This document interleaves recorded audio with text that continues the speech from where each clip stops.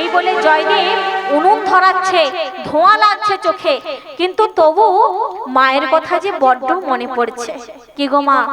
জয়দেব মনে মনে ভাবছে, মা তুমি যদি আজকে বেঁচে থাকতে, তবে আমাকে যে এই বয়সে কোনোদিন রান্না করতে হতো না গো। তুমি যদি বেঁচে থাকতে, তবে আমাকে কোনোদিন এতটা কষ্ট করতে হতো না মা। আমার পিতাকে এতটা কষ্ট করতে হতো না গো। ও মা, কোথায় গেলে তোমাকে পাবো? ভগবানের কাছে কাঁদছে, দয়াময় একবার বলো না গো, আমি কোথায় গেলে আমার মাকে পাবো? বলো না গো দয়াময়। ওই ভাত রান্না করছে আর মার জন্য কাঁদছে গো। বলে দাও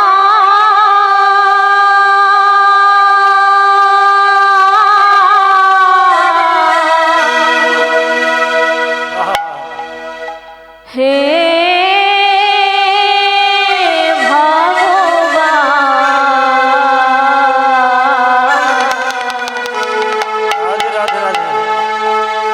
বলো কোথায় আমার মা, বলো কোথায় আমার মা।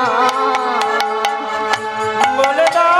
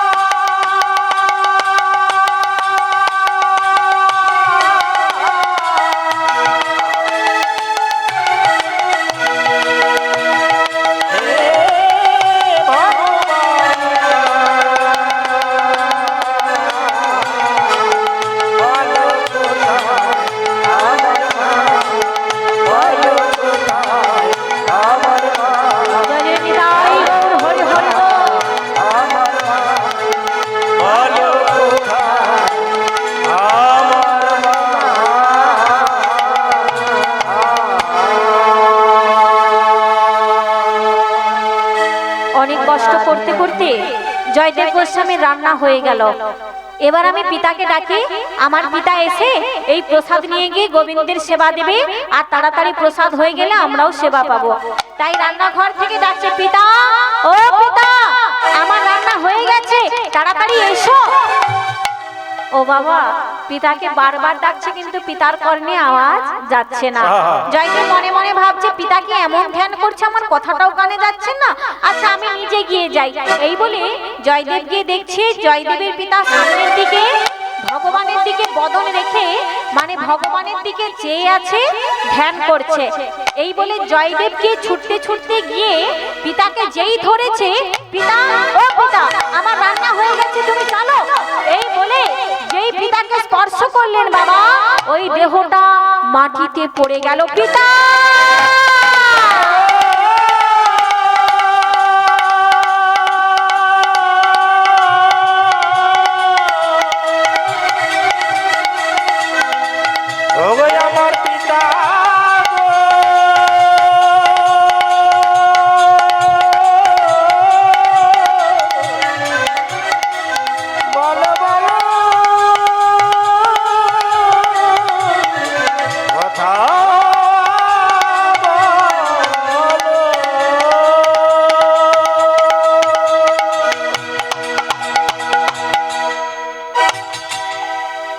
জয়দেব গোস্বামী পিতাকে গিয়ে স্পর্শ করলেন, পিতার নিথর দেহটা বাবা মাটিতে পড়ে গেল।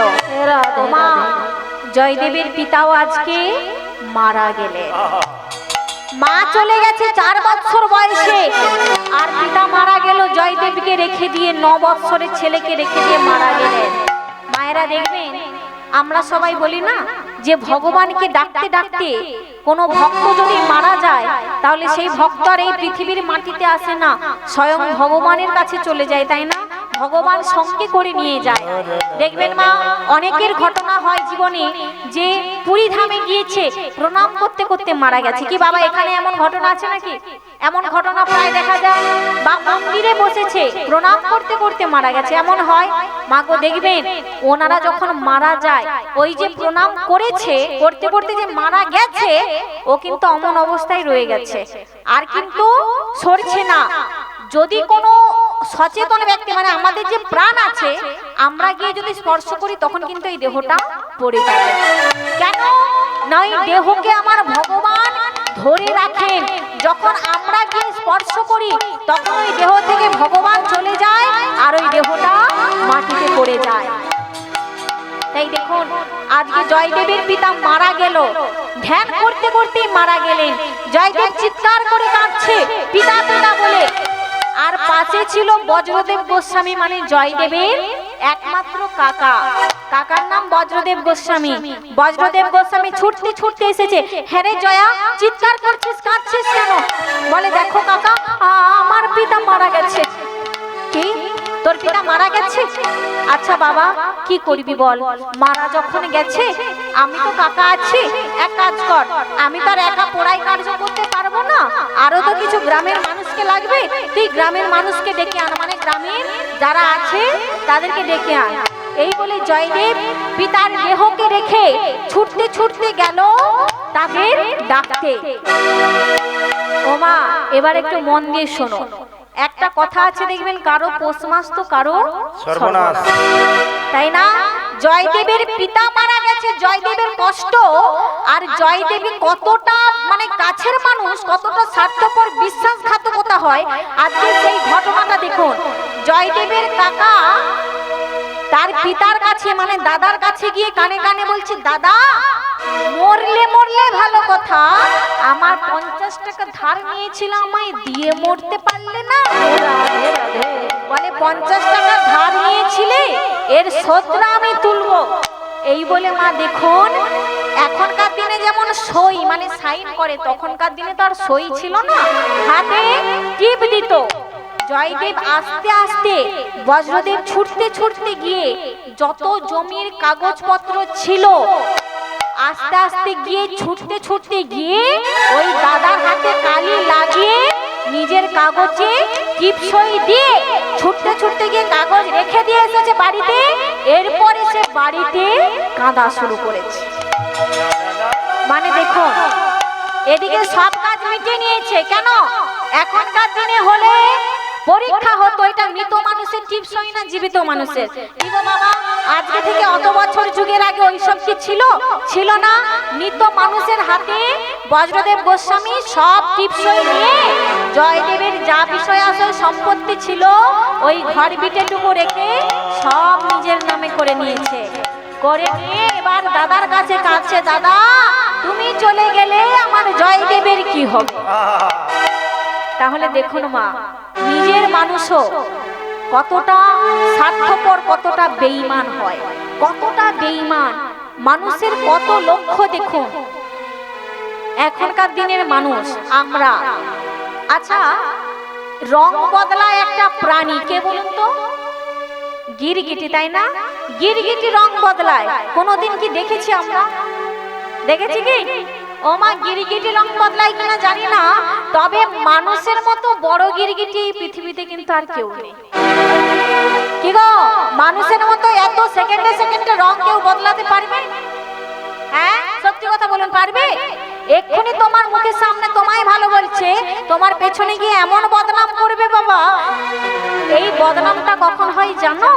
দেখবেন আপনার যদি কারো কাছে টাকা ধারের দরকার হয়, আপনি গিয়েছেন হয়তো 10 বার দিয়েছে, 11 বেলার বেলায় দিতে পারে না, আপনি গিয়ে বলবেন, বলছেন যে জানিস মাধা, তোর মতো ভালো এই গ্রামে আর 1000টা গ্রাম খুঁজলেও পাবো না। রাধে রাধে। ও মা, এখানে মাধা বলে কেউ আছে নাকি? আছে? ও বাবা, ওনাকে বলছি না কিন্তু, মানে এমনি উদাহরণ দিচ্ছি। যখন আমার টাকাটা লাগবে ধার, তখন গিয়ে বলছি, জানিস মাধা, তোর মতো ভালো 10টা গ্রাম খুঁজলে একটাও পাবো না। বলি 10,000 টাকা ধার দিবি তো দিয়ে দিলে ভালো কথা, আর যদি না দেয়, ওই যেই মুখ দিয়ে ভালো বলছে ওই রাস্তা দিয়ে ঘর যেতে যেতে ওই মাথার মতো খারাপ এই গ্রামে আর কেউ থাকবে না।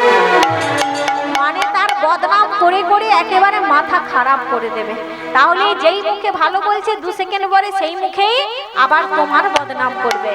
তাই দেখুন মা, বজ্রদেব গোস্বামী আজকে সমস্ত কিছু নিজের নামে করে নিল। বাবা, এই জগতে আমাদের প্রত্যেকের লক্ষ্য বিভিন্ন। কেউ অসৎভাবে রোজগার করছে, কেউ বা সৎভাবে রোজগার করছে, কিন্তু আমাদের জীবনের তো প্রত্যেকের লক্ষ্য বিভিন্ন। আমরা কি ভাবছি? আমরা কেউ সন্তুষ্ট নয়। আমাদের একটা বাড়ি হয়েছে, ভাবছি না না এই বাড়িটার থেকে ওই বাড়িটা অনেক সুন্দর, যদি ওরকম একটা বাড়ি করতে পারতাম তাহলে মনে হয় ভালো হতো। বা একটা গাড়ি কেউ কিনেছে, তারপর ভাবছি যে এর থেকে আর একটা দামি গাড়ি কিনলে ভালো হতো। কি গো মা, তাই না? প্রত্যেকের জীবনের চাহিদাও অনেক আর লক্ষ্যও অনেক, কিন্তু এই সমস্ত লক্ষ্যকে রক্ষা করতে গিয়ে আমরা কিন্তু আমাদের জীবনের প্রধান লক্ষ্য ভুলে যাই, কি তাই না? এই জগতে এই জীবনটা পেয়েছি, ওরে মানুষ কেন হোস বেহুশ, কেন এলি ভবে? এই জনমে যদি না হরি ভজিবি, হরিবা ভজিবি কবে? ভেবে দেখুন, আমরা কলির জীবের মানুষ, আমাদের বয়স কতটা? 100 বছর, 50 বছর, 7 বছর। ভেবে দেখুন মা, তার মধ্যে অর্ধেক জীবনটা আমাদের ঘুমিয়ে ঘুমিয়ে কেটে যায়। হিসেব করুন, তাই না? অর্ধেক জীবন ঘুমিয়ে কেটে যায়। তারপর জন্ম হলাম, ছোটবেলায় খেলতে, হাঁটা শিখতে, কথা বলতে বলতে আমাদের অনেকটা সময় চলে গেল। তারপর স্কুলে যেতে যেতে আরো বাকি সময় চলে গেল। তারপর যখন বিবাহ করলাম, সংসারে বিভিন্ন জীবনের চাহিদা পূরণ করতে করতে বাকি সময় চলে গেল। আর তারপর যখন বৃদ্ধ হলাম, তখন শরীরে রোগ জ্বালা আর ওষুধের চাহিদায় তখনও আমাদের সময়টা বৃথাই চলে যাচ্ছে। তখন গিয়ে আমরা ভাবছি যে দয়াময়, যদি সময় থেকে তোমায় ডাকতাম, অন্তত ভবপথের কান্ডারি তুমি আমার হতে, তাই না মা?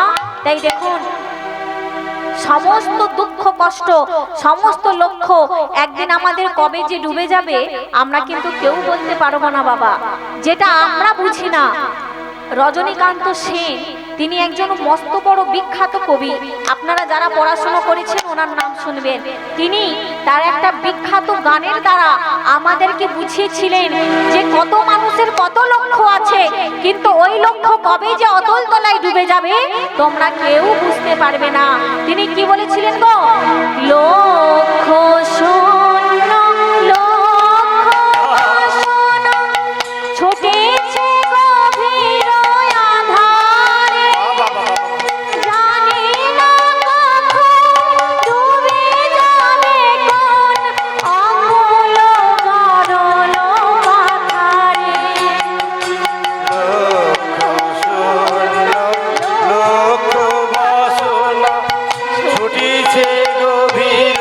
আঁধারে, জানি না কখন ডুবে যাবে কোন অকুল গরল পাথারে।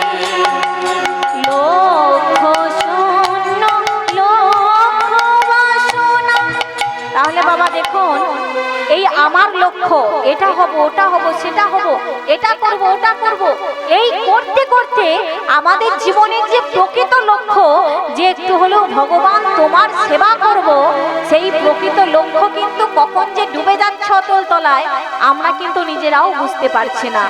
আচ্ছা মা, আমরা সবাই জানি ভগবান সব জায়গায় আছে, সবাই বিশ্বাস করেন তো মায়েরা? করেন তো? কিন্তু বাবা কোনোদিন কি আমরা দেখতে পাই? দেখতে পেয়েছি কি কোনোদিন আজ পর্যন্ত? আচ্ছা বিজ্ঞান কি বলে? যা চোখে দেখা যায় না তাহা বিশ্বাস করতে নেই, বলেছে তো নাকি? তাহলে তুমি ভগবানকে চোখে দেখতে পাও না, তবু বিশ্বাস করো কেন? পৃথিবীতে সবচেয়ে আমরা বিশ্বাস করি কাকে জানেন? বিশ্বাস করুন আর না করুন, সব থেকে বেশি বিশ্বাস করি আমরা ভগবানকে। দেখবেন আপনার কিছু একটা হোক, আপনি কারো কাছে না গিয়ে আগে ভগবানের কাছে ছুটে যাবেন। কেন না? আমাদের বিশ্বাস উনি আমাদের এই বিপদটা উদ্ধার করবেন, তাই না? তাহলে ভগবান সব জায়গায় আছে, আমরা বিশ্বাস করি, কিন্তু ওনাকে আমরা দেখতে পাচ্ছি না। কেন? কারণ আমাদের চোখটা যে বাধা রয়েছে। শাস্ত্রে কি বলছে? চেত দর্পণ মার্জনম ভব মহাদাবাগ্নি নির্বাপনম। অর্থাৎ যেমন আয়না যদি অন্ধকার হয়ে থাকে, মানে যদি অনেকদিন পরিষ্কার না করা হয়, সেই আয়নায় যেমন আমরা কিছু দেখতে পাই না, ঠিক তেমন ভাবে আমাদের এই কাম ক্রোধ লোভ মদ মোহ মাশ্চর্য আমাদের যে অন্তরে আমাদের চোখে যে পর্দা ফেলে দিয়েছে মা, তাই ভগবান সব জায়গায় থাকলেও আমাদের চোখ দিয়ে আমাদের অন্তর দিয়ে সেই গোবিন্দের চরণ যে আমরা দেখতে পাচ্ছি না গো। তাই দেখুন ভগবান সব জায়গায় আছে, কিন্তু আমরা দেখতে পাচ্ছি না। আছো নয়নী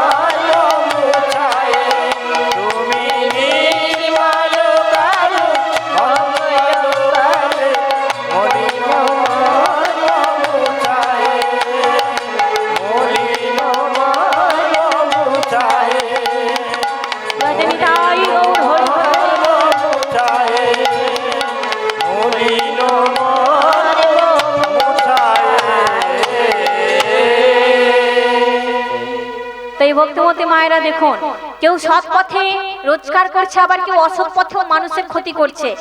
আজকে জয়দেব গোস্বামী গিয়েছে, তার পিতা মারা গেছে, সেই জন্য সৎ পাড়ার মানুষদেরকে ডাকতে, আর এদিকে তার কাকা বজ্রদেব গোস্বামী কি করেছে, সমস্ত কাগজে টিপসই করিয়ে নিল। আস্তে আস্তে জয়দেব গোস্বামী এলো বাবা, ধীরে ধীরে করে কাকা তাড়াতাড়ি করে দেহটাকে নিয়ে গিয়ে শ্মশান ঘাটে যাচ্ছে। কেন বলে, যত তাড়াতাড়ি পোড়াই হবে তত তাড়াতাড়ি আমার প্রমাণটা লুট হবে, তাই না? কারণ হাতে যদি কেউ কালো চিহ্নটা দেখে যায় তখন সন্দেহ করবে, ওর থেকে বাবা যত তাড়াতাড়ি পোড়াই করবে তত তাড়াতাড়ি লাভ হবে আমার। তো মা একটা কথা মাথায় রাখবে, ধর্মের কল বাতাসে নড়ে, তাই না? আজকে তুমি যে অপরাধ করছো সেটা কেউ দেখতে পেল না, কিন্তু তুমি যে সাজাটা পাবে সেটা গোটা পৃথিবী দেখবে। আজকে যে অন্যায়টা করে দিল বজ্রদেব গোস্বামী সেটা কেউ দেখলো না, কিন্তু যে সাজাটা পাবে না সেটা ভগবান সবাইকে আঙুল দিয়ে দেখিয়ে দেবে। দেখুন এদিকে শ্মশান ঘাটে সবাই চলে গেছে, জয়দেব গোস্বামীকে বলছে, জয়া তাড়াতাড়ি করে পিতার মুখে আগুন দাও। এই বলে জয়দেব পিতার মুখে আগুন দেবে, আর সেদিকে বজ্রদেব গোস্বামীর একটা মেয়ে ছিল বাবা, ওই মেয়ে ছুটতে ছুটতে আসছে পিতাকে ডাকতে, পিতা পিতা পিতা।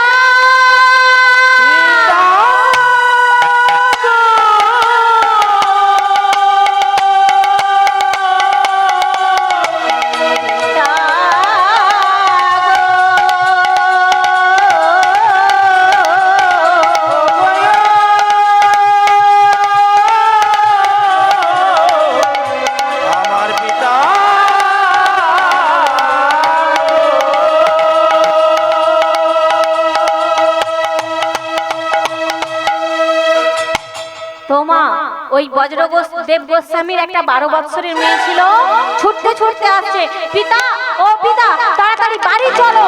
বলে কেন রে? বলে আগুন লেগে গেছে। বজ্রদেব গোস্বামী বলে দাঁড়া না, এই তো আগুন লাগছে। মানে বজ্রদেব গোস্বামী ভাবছে যে এই তো জয়দেব তার পিতার মুখে আগুন দেবে, আমার প্রমাণ লোট হবে, সেই আনন্দে নাচছে। মেয়ে বলছে পিতা আগুন লেগে গেছে। পিতা বলে দাঁড়া, আগুন লাগছে আমি দেখছি। বলে পিতা এখানে আগুন লাগেনি, আমার ঘরে আগুন লেগেছে। রাধে রাধে। আর যেই বলেছে ঘরে আগুন লেগেছে বাবা, কোথায় ছিল সমস্ত লোকজন? সবাই মিলে যাচ্ছে বজ্রদেব গোস্বামীর ঘরের আগুন নেভানোর জন্য। এদিকে জয়দেব তার পিতার কাছে একা দাঁড়িয়ে আছে। ওমা, সেদিকে সবাই মিলে কত জল ঢালছে, কিন্তু আগুন কি নিভবে? কত শত বালতি বালতি জল ঢালছে বাবা, কিন্তু ভগবানের কি লীলা দেখুন, আগুন আর নেভে না, আগুন আর নেভে না, আগুন আর নেভে না, আগুন আর নেভে না। কত বালতি জল ঢালে, আগুন আর নেভে না, কত বালতি জল ঢালে, আগুন আর নেভে না, বালতি বালতি জল ঢালে, আগুন আর নেভে না, বালতি বালতি জল ঢালে, আগুন আর নেভে না, কত বালতি জল ঢালে, আগুন আর নেভে না, কত বালতি জল ঢালে, আগুন আর নেভে না। অবিদায় হরে না, বালতি বালতি জল ঢালে, আগুন আর নেভে না।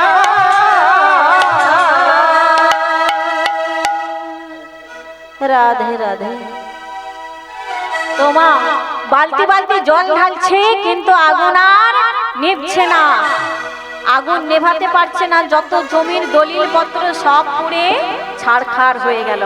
আর সেদিকে জয়দেব মনে মনে ভাবছে, শুনেছি কাকার বাড়িতে নাকি আগুন লেগেছে, একবার গিয়ে দেখি তো কই আগুন লেগেছে। এই বলে কাকার কাছে যে এসেছে, যা দাদা দূর হয়ে যা, অপয়া ছেলে, মাকে খেয়েছিস, পিতাকে খেয়েছিস, আর আমার সংসারকে খাবি বলে লেগেছিস। জয়দেব বলে কেন, আমি কি করেছি? বলে যদি তোর পিতা না মরতো, আমি তোর পিতার কাছে না গেলে তবে আমার এত বড় সর্বনাশ হতো না। কি গো মা, জয়দেবের কি কোনো দোষ ছিল? দোষ করলো নিজে, আর ঘাড়ে দোষ ফেলাচ্ছে কার?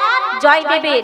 জয়দেবের মনে বড় দুঃখ হলো, কাকা আমাকে এত বড় কথা বললো, সবাই যখন মারা গেল, এ প্রাণ আর রেখে কি হবে, ওই আগুনে ঝাঁপ দিয়েই মরবো। কাকা তুমি চিন্তা করো না, আমি আগুনে গিয়ে তোমার সব দলিল এনে দিচ্ছি।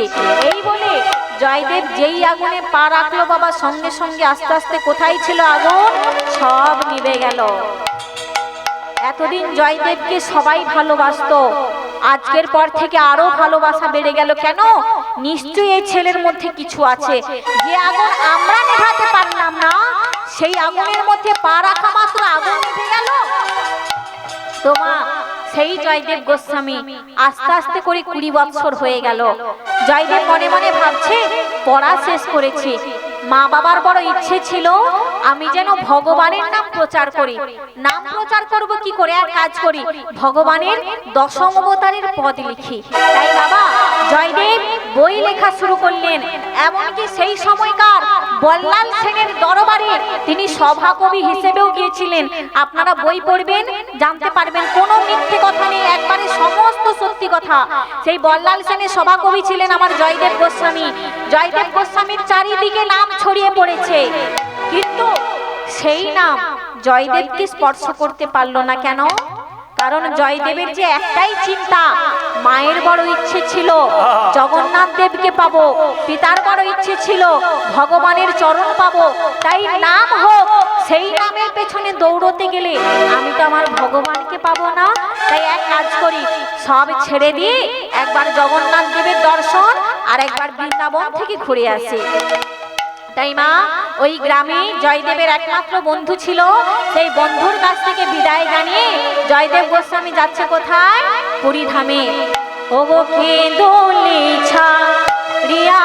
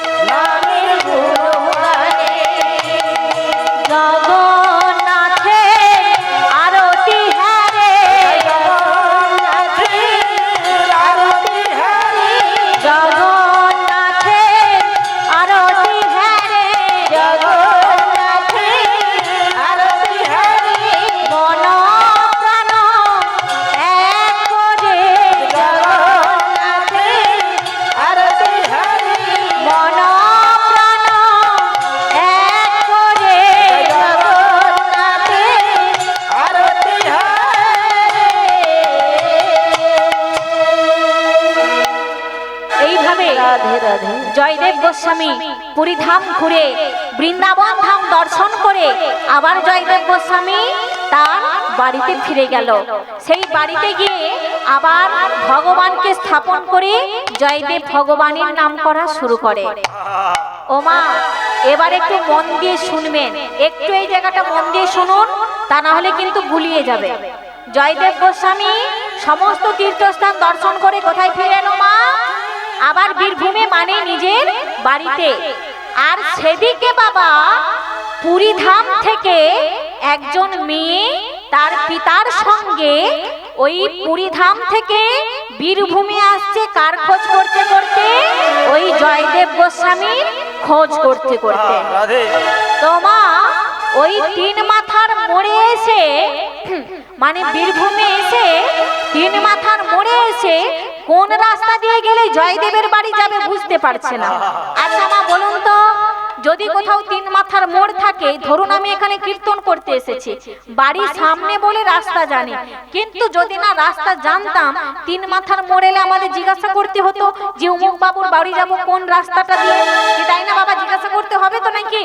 তাই তাই ওই মেয়ে তার বাবাকে এনে ওই রাস্তার মাঝে দাঁড়িয়ে আছে, মানে চিন্তা করছে, সেই সময় কাউকে দেখতেও পাচ্ছে না যে কোন পথটা দিয়ে গেলে আমরা জয়দেবের বাড়ি পৌঁছতে পারব।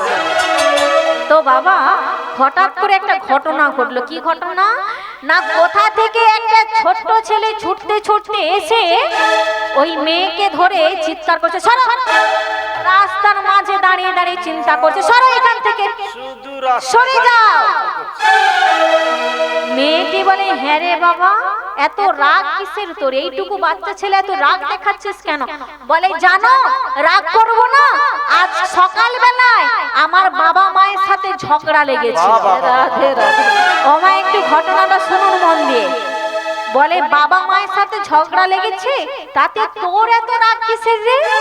বলে, জানো মা বলছে যে আমি বলে তোমার সংসার করি, অন্য কোনো মেয়ে হলে কেউ তোমার সংসার করতো না। হরি হরি বল, রাধে শ্যাম। কি গো মায়েরা, এই কথাটা কিন্তু সংসার জীবনে প্রত্যেকটা মা প্রত্যেকটা বাবাকে একবার হলেও কিন্তু শুনিয়েছেন, তাই না? তো ওই বাচ্চা ছেলেটি বলছে, জানো আমার মা বলছে আমার পিতাকে, আর তখন আমার পিতা বলছে যে আমি বলে তোমাকে নিয়ে সংসার করি, অন্য কেউ হলে করতো না। বলে, তখন তোর মা কি করলো? বলে, তখন আমার মা রেগে গিয়ে বলছে, কি আমি হলে আমাকে নিয়ে সংসার করছে, অন্য কেউ হলে করতো না? বলে, এক কাজ করো, তুমি তোমার সংসার নিয়ে থাকো, আমি যাচ্ছি বাপের বাড়িতে। বলে, জানো দিদি, আমার মা চলে গেল বাপের বাড়ি। বলে, মা বাপের বাড়ি গেছে, তো তোর পিতা কি করেছে? বলে, জানো পিতাও বাড়িতে নেই। পিতা তখন বলে কি না, তুমি তোর মায়ের বাপের বাড়ি যাওয়ার ক্ষমতা আছে, আমার কি যাওয়ার ক্ষমতা নেই? আমারও একটা জায়গা আছে, কোথায় জানিস? তোর মা বাপের বাড়ি গেছে, আর আমারও শ্বশুর বাড়ি আছে, আমি শ্বশুর বাড়ি চলে যাব। তো মা গিয়েছে কোথায়? বাপের বাড়ি। আর পিতা গিয়েছে কোথায়? শ্বশুর বাড়ি। তো এদিকে বলে, হ্যাঁ রে খোকা, তোর মা গিয়েছে বাপের বাড়ি, পিতা গিয়েছে শ্বশুর বাড়ি, তুই কোথায় যাবি? বলে, আমারও একটা জায়গা আছে যাওয়ার। বলে, কোথায় যাবি? বলে, আমি কোথায় যাব জানো? আমি মামার বাড়িতে চলে যাব। আমি মামার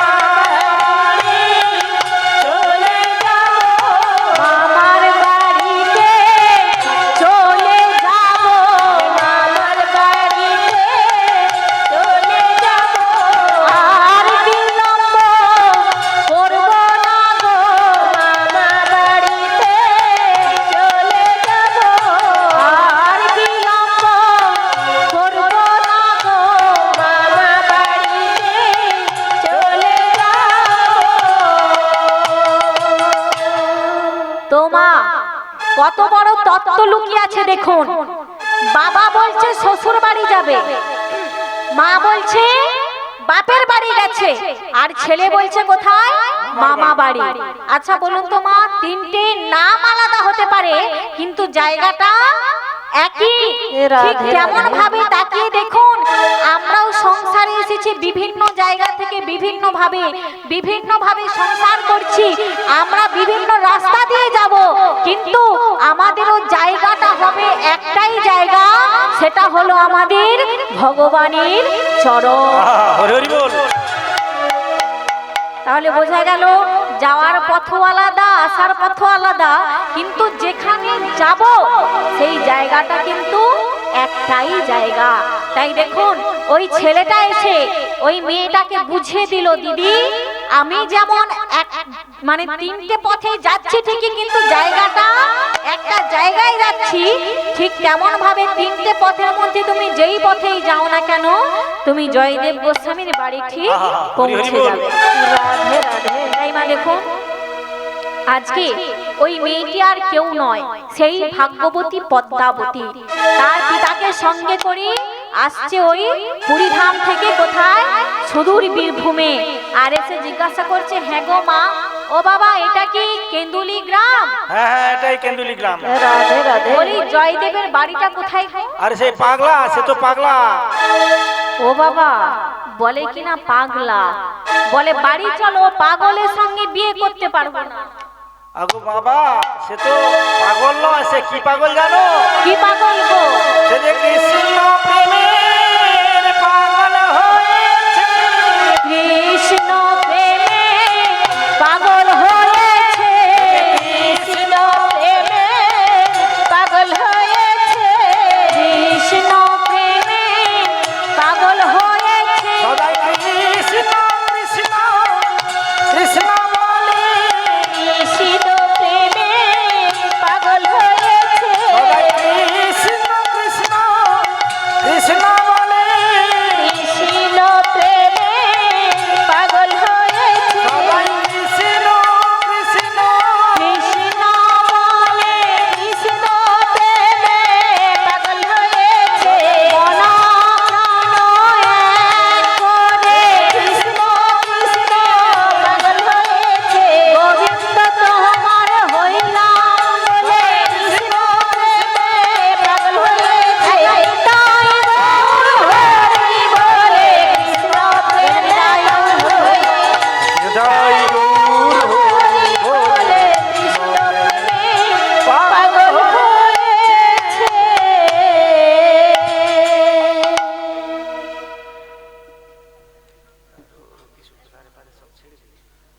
জয় রাজস্থান।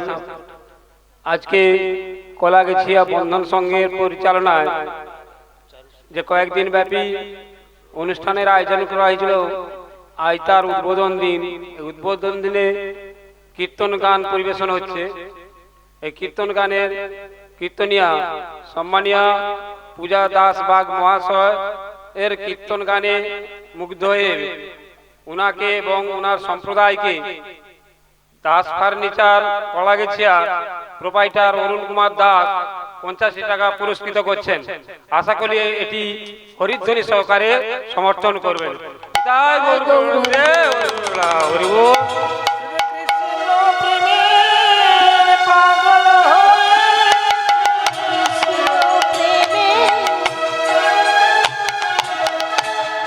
তো ভক্তমতে মায়ের ও বাবারা, জয়দেব যেই বলেছে পদ্মাবতীকে, ওই একজন ব্যক্তি যে সেই সত্যি সত্যি পাগল নয় গো, সেই কৃষ্ণ প্রেমের পাগল, বলে তাহলে পিতা চলো ওই ছেলেকেই আমি বিবাহ করব। তাই পদ্মাবতী তার পিতা পৌঁছে গেল জয়দেবের কাছে। জয়দেবকে গিয়ে বলছে, বাবা আমার জগন্নাথ দেব স্বয়ং তোমার কাছে আমাকে পাঠিয়েছে, আমার এই পদ্মাবতীকে যেন তোমার হাতে তুলে দিই, তুমি যেন ঠেলে ফেলে দিও না। জয়দেব বাবা কিছুতেই গ্রহণ করবে না। কি করে বিবাহ করব? চাল নেই, চুলো নেই, আপনার মেয়েকে খাওয়াবো কি? এই বলে ভগবানের কাছে গিয়েছে। ভগবান দৈববাণী রূপে বলে দিল, জয়দেব ওই মেয়েকে তুমি বিবাহ করো, ওই মেয়ের দ্বারাই তুমি কৃষ্ণকে পাবে, তুমি আমাকে পাবে। যেই বলেছে, আজকে মহা আনন্দে জয়দেব সবাইকে সাক্ষী রেখে পদ্মাবতীকে নিজের জীবন সঙ্গিনী হিসেবে গ্রহণ করলো বাবা। সেদিনের পর থেকে জয়দেব এবং পদ্মাবতী মনের আনন্দে দিন কাটায়। এইভাবে কিছুদিন চলে যায়। কিছুদিন কাটার পর বাবা এবার জয়দেব গোস্বামী তার বিখ্যাত কাব্যগ্রন্থ নাম কি? গীত গোবিন্দম। আজও পর্যন্ত দেখবেন বিভিন্ন পরীক্ষাতেও পড়ে যে গীত গোবিন্দম কাব্যগ্রন্থ কার লেখা। সেই বিখ্যাত কবি আমাদের জয়দেব গোস্বামী। সেই জয়দেব গোস্বামীর লেখা গীত গোবিন্দম কাব্যগ্রন্থ লিখলেন, লেখা শুরু করলেন জয়দেব। তো এইভাবে কিছুদিন যাওয়ার পর জয়দেব গিয়ে পদ্মাবতীকে বলছে, পদ্মা তোমার পিতা বলছিল তুমি নাকি জগন্নাথ দেবের বড় ভক্ত, তুমি নিশ্চয়ই সংস্কৃত জানো। বলে স্বামী কিছুটা হলেও জানি।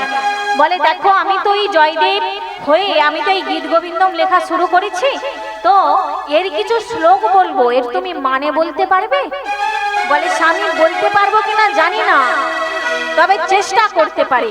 বলে তাহলে পদ্মা এক কাজ করো, আমি কিছু কিছু তোমাকে শ্লোক শুনে বলে শোনাচ্ছি, আর তুমি এর মানেটা বলার চেষ্টা করো তো। বলে বলো স্বামী কি শ্লোক? এই বলে জয়দেব গোস্বামী সেই গীত গোবিন্দমের শ্লোক বলা শুরু করেছে। রতিসুখ সারে গতমবি সারে মদন মনোহর বেশম নুপুরন বিনিতম্বিনী গমন বিলম্বন অনুসরত আং হৃদয়ে। পদ্মা এর মানেটা তুমি বলো তো। ও স্বামী তবে শোনো, এর মানে কি জানো? উনি মুখ অভিসারে রাধে রাধে রাধে ওঠে বসে বারে বারে নলোকে সর সাজে মদন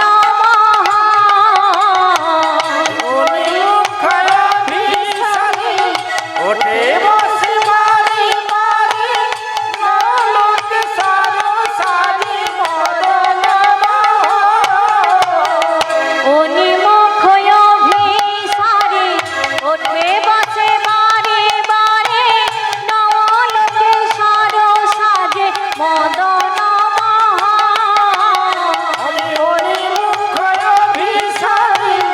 ওঠে বসে বারে বারে নলোকে সর সাজে মদন দরিতে নিতামিনী বায়ুবেগকামিনী আজ তরিতে নিতম্বিনী বায়ু বেগ কামিনী দরিতে নিতামিনী বায়ুবেগকামিনী তরিতে নিতম্বিনী বায়ু বেগ কামিনী করো তবে হৃদয়েতে অনুগম আজ তরিতে নিতম্বিনী বায়ু বেগ কামিনী তরিতে নিতম্বিনী বায়ু বেগ কামিনী হৃদয়েতে তোমার বা পদ্মা তুমি তো বেশ মানে বললে। আচ্ছা আরেকটা শ্লোক বলছি, মানে বলো তো। ধীর সমীরে যমুনার তীরে বসতি বনে বনমালী তৃণ পয়ধর পরিসর মর্দন চঞ্চল কর যুগসারী। তবে শোনো স্বামীর মানেটা কি জানো? মন্দ সমীরণ যমুনা তীরঙ্গন বসতি বনে বনমালী চঞ্চলময়ী নাগ পরিসর নিপীড়ন আজ বৈনালময়ী নাগ পরিসর নিপীড়ন আজ চঞ্চলময়ী নাগ পরিসর নিপীড়ন চঞ্চলময় নাগ পরিসর নিপীড়ন হস্ত কর যুগসারী আজ চঞ্চলময়ী নাগ পরিসর নিপীড়ন জৈবনময়ী নাগ পরিসর নিপীড়ন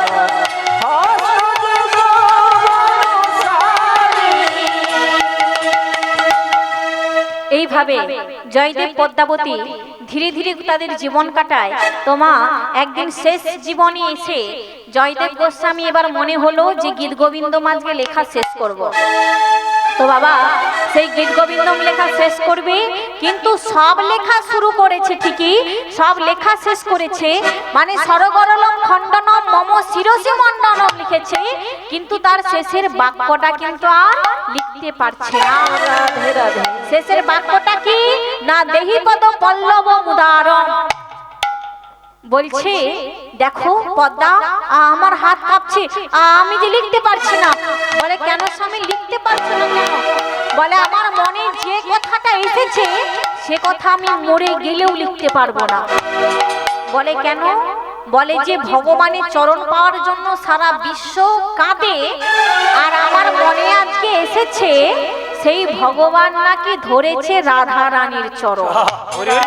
বলে এটা তো কোনোদিন সম্ভব না, তাই আমি এটা লিখতে পারবো না। এক কাজ করো, তুমি গ্রন্থখানা লেখো, আমি গঙ্গা স্নানে যাচ্ছি, এলে গোবিন্দকে সেবা দিয়ে প্রসাদ পাবো। এই বলে জয়দেব গিয়েছে গঙ্গা স্নানে। আচ্ছা মায়েরা বলুন তো আজকে ভগবান কি আজকে জয়দেব গোস্বামীর অন্তরে কি এসেছে যে আমার ভগবান কার চরণ ধরেছে? রাধা রানী, তাই তো? আমরা কার চরণ ধরি? ভগবান কৃষ্ণের, মানে সমস্ত ভক্ত ভগবানের চরণ ধরে। আর আমার ভগবান কিনা ধরেছে রাধা রানীর চরণ। এটাও কি সম্ভব মা? কি গো মায়েরা, সম্ভব? এটা সম্ভব? আচ্ছা যদি সম্ভব হয়েও থাকে তাহলে কবে হয়েছিল? কেনই বা রাধা রানীর চরণ আমার ভগবান ধরেছিলেন? সেই ঘটনা কি 2 মিনিট বলবো? আচ্ছা বেশ। আচ্ছা মা জানেন একদিন ভগবানের মাথার যে চূড়া হয় না, সেই চূড়া আর ওই যে চরণের নূপুর হয়, দুজনের মধ্যে ঝগড়া লেগেছে। চরণের নূপুর বলে আমি বড়, আর মাথার চূড়া বলে আমি বড়। আচ্ছা মায়েরা বাবারা বলুন তো আপনাদের কি মত, কে বড় হতে পারে? চূড়া বড় না নূপুর বড়? কে বড় জোরে বলুন। আচ্ছা বেশ, কেউ বলছে নূপুর, আবার কেউ বলছে চূড়া। তাহলে কে বড় এবার আমরা বুঝি, ঠিক আছে? চূড়া বলে ওরে শোন শোন নূপুর, আমি যে কত বড়। বলে কেন বড় ভাই? বলে জানিস এই জগতে যে সব থেকে বড় জন হলেন আমার ভগবান কৃষ্ণ, আর যেই কৃষ্ণের মাথায় আমি থাকি, তার মানে ভেবে দেখ আমার মতো বড় এই পৃথিবীতে আর কেউ হয় না। চূড়া বলে জানিস এই পৃথিবীর সব থেকে বড় জন হলেন আমার ভগবান কৃষ্ণ, আর সেই কৃষ্ণের আমি মাথায় থাকি, তার মানে ভেবে দেখ আমার মতো বড় কিন্তু এই পৃথিবীতে আর কেউ। এদিকে নূপুর হেসে বলে ওরে চূড়া, তোর বড় অহংকার হয়েছে, তোর মতো ছোট আর কেউ নেই। বলে কেন? বলে দেখ তুই মাথায় থাকতে পারিস, কিন্তু কেউ তো কোনোদিন ভগবানের মাথা চায় না। সবাই কি চায় না? ভগবানের চরণ চায়। বলে জানিস যখন ভগবানের চরণ চায় তুই তো কোনোদিন ভক্তের স্পর্শ পাস না। সবাই যখন ভক্তরা এসে কোটি কোটি ভক্ত এসে আমার ভগবানের চরণ ধরে, ওরে আমিও যে সেই ভক্তের স্পর্শ পেয়ে যাই, তার মানে আমার মতো বড়, আমার মতো ভাগ্যবান এই পৃথিবীতে আর কেউ নেই। তো মা চরণের নূপুর যখন বলেছে আমি কোটি কোটি ভক্তের স্পর্শ পাই, আমার মতো বড় ভাগ্যবান কেউ নেই, চূড়া মনে মনে ভাবে তাই তো নূপুর তো ঠিক বলেছে। বেশ, আজকের পর থেকে আমি আর ভগবানের মাথায় থাকবো না, আমি ওই চরণে যাব। ছুটতে ছুটতে গিয়ে মাথার মস্তকের ওই চূড়া ভগবানকে গিয়ে বলে ও দয়াময়, বড় আশা করে এসেছি গো, একটা আমার মনের বাসনা পূর্ণ করতে হবে। বলে কি গো?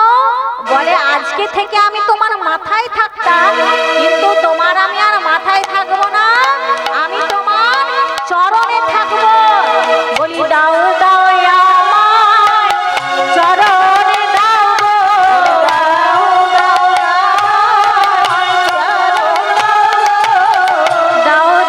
আমায় চরণে দাও গো, দাও দাও আমায় চরণ দাও, ওই চরণে শরণ নিলাম, দাও দাও আমায় চরণ দাও গো, ওই চরণে শরণ নিলাম, দাও দাও আমায় চরণ দাও গো। চূড়া বলে গোবিন্দ তোমার আর মাথায় থাকবো না, তোমার চরণ দাও। ভগবান বলে সর্বনাশ, দুটো নূপুর চরণে আছে, তোমাকে আবার কোথায় স্থান দেব? বলে না না প্রভু, তোমার আর মাথায় থাকবো না। তখন ভগবান বলছে এক কাজ করো, আমার চরণ তো সবাই পায়, কিন্তু তোমাকে আমি এমন এক চরণ দেব একদিনের জন্য হলেও, যেই চরণের জন্য স্বয়ং আমিও পাগল। ওমা, ভগবান কার চরণের জন্য পাগল জানো? কার বলুন তো? কার? স্বয়ং মা আমার রাধা রানীর। রাধা রানীর চরণের জন্য আমার ভগবানও পাগল। ভগবান বলছে দেখো চূড়া, নূপুর তো ভক্ত চরণ পায়, কিন্তু আমি তোমায় এমন এক ভক্তের চরণ দেব যে চরণ কোনো ভক্ত পায় না। আমি তোমাকে সেই চরণ দেব। বলে কার চরণ? না, আমি তোমায় রাধা রানীর চরণ দেব। বলে কি করে চরণ পাবো তাহলে আমায় বলে দাও।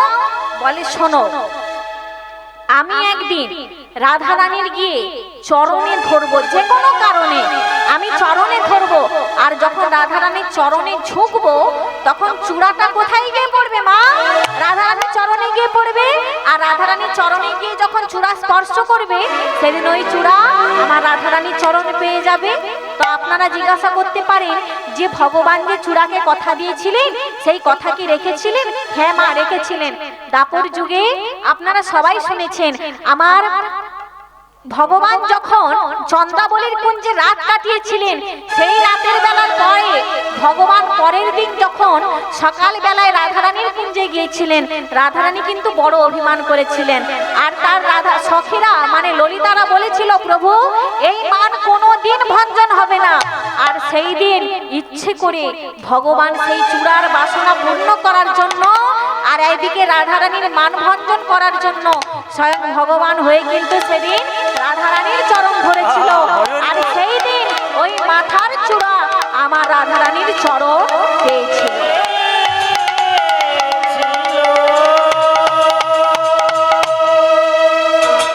তাহলে মা দেখুন, দাপর যুগে ভগবান কিন্তু স্বয়ং আমার রাধারানীর চরণ ধরেছিলেন, তাই না? তাই আজকে জয়দেব গোস্বামীর অন্তরে এসেছে যে সরগরলম খণ্ডনম মম শিরসি মণ্ডনম লিখেছে, কিন্তু শেষের যে ওয়ার্ডটা মানে শেষের যে বাক্যটা দেহি পদ পল্লব মুদার, সেটা কিন্তু আর লিখতে পারছি না। তাই না লিখে জয়দেব গোস্বামী স্নান করতে চলে গেল। আর ওদিকে জয়দেব গোস্বামীর রূপ ধারণ করে ভগবান ছুটতে ছুটতে এলো পদ্মাবতীর কাছে। কি হলো স্বামী? পদ্মাবতী তো আর চিনতে পারছে না। ও স্বামী, তুমি তো স্নান করতে গিয়েছিলে, তুমি এত তাড়াতাড়ি বাড়ি এলে কেন? বলে পদ্মা, আজকে আমি গঙ্গা স্নান করতে যাইনি, আজকে আমি পুকুর ঘাটে স্নান করেই চলে এসেছি। চলো চলো আমি সেই গ্রন্থখানা শেষ করে দিই। এই বলে বাবা ভগবান স্বয়ং জয়দেব গোস্বামীর রূপ নিয়ে নিজের হাতে ওই শেষ বাক্যটা লিখেছিলেন, কি না দেহি পদ পল্লব মুদা। তাহলে দেখুন ওই গীত গোবিন্দম কত বড় কাব্য, যেই কাব্য শেষের বাক্য আমার ভগবান নিজের হাতে লেখা শেষ করলেন। পদ্মা, এই গ্রন্থখানা রেখে দাও। তোমার রান্না হয়ে গেছে? বলে হ্যাঁ স্বামী হয়ে গেছে। বলে তাহলে প্রসাদ দাও, আমি গোবিন্দকে সেবা দিয়ে প্রসাদ পেয়ে শয়নে যাব। এই বলে বাবা ভগবান নিজে প্রসাদ নিয়ে মানে নিজের সেবা নিজেই করবে। কেন? আজকে ভক্তের মনের বাসনা পূর্ণ করার জন্য। দেখুন নিজে ওই প্রসাদ নিয়ে গোবিন্দের কাছে গেছে, মানে নিজের রূপ ধারণ করেছে, নিজের সেবা নিজেই করছে। দেখুন বাবা, আজ কানোর সেবা কানো করে, সেবা কানো করে, কানোর সেবা কানো করে, কানোর সেবা কানো করে, ভক্ত বাঞ্ছা পূরণের তরে, কানোর সেবা কানো করে, পূরণের তরে, কানুর সেবা কানু করে। এই বলে নিজের সেবা নিজে করে প্রসাদ এনে পদ্মাবতীকে বলছে, পদ্মার সেবা এই তুমি প্রসাদ পাও, এবার আমি নিজের শয়নে যাচ্ছি। এই বলে জয়দেব গোস্বামী রূপ ধারণ করে ভগবান শয়ন কক্ষে চলে গেলেন। আর এদিকে পদ্মাবতী বসে বসে প্রসাদ খাচ্ছে। শেষের আর একবার প্রসাদ নিতে বাকি আছে, সেদিকে জয়দেব গোস্বামী গঙ্গা স্নান করে আসছে মনের আনন্দে। তো হঠাৎ করে পদ্মাবতী সেবা করে নিচ্ছে, দেখে রেখে গেল। পদ্মা, এই পদ্মা, তোমার লজ্জা লাগে না? আমি স্নান করে আসতে পারিনি আর তুমি এখানে সেবা করতে বসে গেছো? বলে স্বামী, তোমার কি মাথা খারাপ হয়ে গেছে? তুমি নিজে পুজো করলে, প্রসাদ দিলে। বলে পদ্মা, তোমার মাথা খারাপ হয়ে গেছে। বলে আচ্ছা স্বামী, আমার যদি মাথা খারাপ হয়ে গেছে, তুমি যে গ্রন্থখানা নিজে শেষ করেছো, বলে আমি লিখেছি না তো, আমি তো লিখিনি। বলে আচ্ছা তোমার বিশ্বাস না হলে গ্রন্থখানা দেখো। এই বলে যেই গ্রন্থখানা বের করেছে জয়দেব গোস্বামী দেখে অবাক, যে বাঁকা হাতে সোজা করে লেখা আছে আমার ভগবানের স্পর্শ। দাও দাও দাও পদ্মা, তোমার মতো ভাগ্যবান এই পৃথিবীতে কেউ নেই। তুমি আজকে ভগবানের সেবা পেয়েছো, ভগবানের স্পর্শ পেয়েছো। দাও দাও ওই প্রসাদ আমায় দাও। তাই বাবা দেখুন জয়দেব পদ্মাবতী আজকে ভগবান নিজের উচ্ছিষ্ট প্রসাদ পেয়ে নিজেদের দুজনের জীবন ধন্য করলো। এইভাবে জয়দেব পদ্মাবতী বৃদ্ধ হয়ে গেলেন বাবা। বৃদ্ধ তো হয়ে গেছে, ওদের তো আর ছেলে পুত্র কেউ নেই, কোথায় আর যাবে? একমাত্র ভগবান আছেন। জয়দেবের শেষ জীবনের আর একটাই ইচ্ছে ছিল, কি ইচ্ছে? পদ্মা, এই বৃদ্ধ বয়সে যদি আমার ছেলে বা মেয়ে থাকতো, আমার শেষ জীবনে অন্তত একবার আমায় গঙ্গা স্নান নিয়ে যেত। সে আশা মনে হয় আমার আর পূরণ হবে না। পদ্মাবতী জয়দেবকে বলেছিলেন, জয়দেব যিনি তেজের আদেশেন, পদ্মাবতী নিজের স্বামীকে বলেছিলেন, স্বামী তুমি যখন আশা করেছো যে শেষ জীবনে আর একবার হলেও গঙ্গা স্নানে যাবে, তুমি তো আর পায়ে হেঁটে অত স্নান করতে যেতে পারবে না। তবে আমি তোমায় বলে রাখলাম, এই অজয় নদীতে কোনো না কোনো দিন ওই গঙ্গা উজান পেয়ে জল আসবে, আর সেই দিন শুধু তুমি নয় গোটা বিশ্ববাসী ওই অজয় নদীতে স্নান করে তারা গঙ্গার স্নান করে তাদের জীবন ধন্য করবে। রাধে রাধে। তাই মা দেখুন সেই পদ্মাবতীর কথা মতো সেই মকর সংক্রান্তির দিন পৌষ মাসে গঙ্গা উজান হয়ে এই অজয় নদীতে, বীরভূম জেলার অজয় নদীতে বইছিল। আর সেই দিন শুধু জয়দেব স্নান করে নয় মা, সমস্ত বীরভূমবাসী স্নান করে নিজেদের জীবন ধন্য করেছিলেন। আজও পর্যন্ত তার প্রমাণের কোনো মিথ্যে নেই। আপনারা জয়দেবের মেলা জানতো, আর সেই অজয় নদীর তীরে দেখবেন সবাই পৌষ মাসে তাদের জীবনে স্নান করে জীবনে সব পাপ তাপ ধৌত করে, তাই না? কেন? কত নদী আছে, কত জায়গা আছে, তবু আপনার ওই অজয় নদীতে গিয়ে ওখানেই স্নান করেন। কেন না, ওখানে ওই আজও পর্যন্ত মকর সংক্রান্তির দিন পৌষ মাসের যে মেলা হয়, সেই মেলাতে গিয়ে আমরা জয়দেবের মেলা হয় সেই মেলাতে যাই, আর সেইখানে গিয়ে স্নান করে আমাদের জীবন ধন্য করি। এমনকি আজও পর্যন্ত কত সাধু বাবারা আছেন, বসে আছেন, কত বাউল, কত কীর্তন ওখানে অনবরত হতে আছে, তাই না? তাহলে দেখুন সেই বীরভূম জেলার গর্ব আমাদের জয়দেব গোস্বামী কতটা কষ্ট করে পদ্মাবতী দুজনা মিলে ভগবানের চরণ লাভ করেছিলেন, আর তাদের নাম আজকে গোটা দেশ বিদেশে ছড়িয়ে পড়েছে। আজও পর্যন্ত সেই বীরভূম জেলায় আমরা জয়দেবের জন্মস্থান আমরা দেখতে যাই বাবা। দেখুন ওগো এইভাবে লীলা